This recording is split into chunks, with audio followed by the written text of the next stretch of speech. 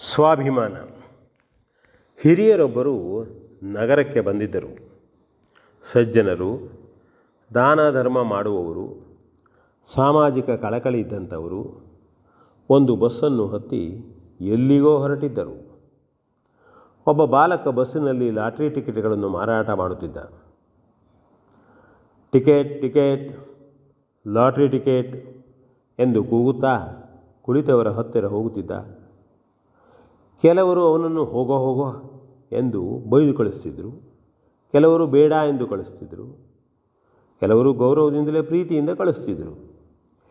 ಅದನ್ನು ಈ ಸಜ್ಜನ ವ್ಯಕ್ತಿ ನೋಡಿದರು. ಹಿರಿಯರು ಅವರು ಇಸ್ಪೀಟು ಓಸಿಗಳನ್ನು ಕಟುವಾಗಿ ವಿರೋಧಿಸುವವರು. ಅದು ಕ್ರಮೇಣ ಮನುಷ್ಯರನ್ನು ದಿವಾಳಿಗೆ ತರುತ್ತವೆ ಎಂಬ ಭಾವನೆ ಇದ್ದವರು. ಆ ಬಾಲಕನನ್ನು ಕರೆದರು. ಏನೋ ಹುಡುಗ, ಲಾಟ್ರಿ ಟಿಕೆಟ್ ಮಾರ್ತೀಯ?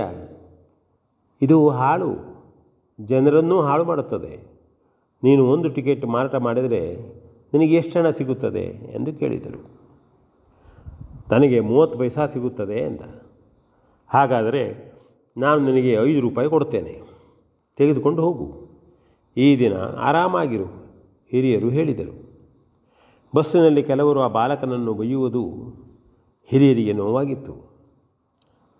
ಬಾಲಕ ಹೇಳಿದ, ಬೇಡ ಸರ್, ಪುಕ್ಕಟೆ ತೆಗೆದುಕೊಳ್ಳಲಾರೆ, ಸರಿಯಲ್ಲ, ದುಡಿದು ತಿನ್ನುತ್ತೇನೆ. ನನ್ನ ಅಪ್ಪ ನನಗೆ ಹೇಳಿದ್ದು ಅದೇ, ಕಷ್ಟಪಟ್ಟು ದುಡಿದು ತಿನ್ನಬೇಕು ಅಂತ ಎಂದು ತನ್ನ ಪಾಡಿಗೆ ತಾನು ಓಡಿದ. ಹಿರಿಯರಿಗೆ ಆ ಹುಡುಗನ ಮಾತು ಕೇಳಿ ಹೆಮ್ಮೆ ಅನ್ನಿಸಿತು.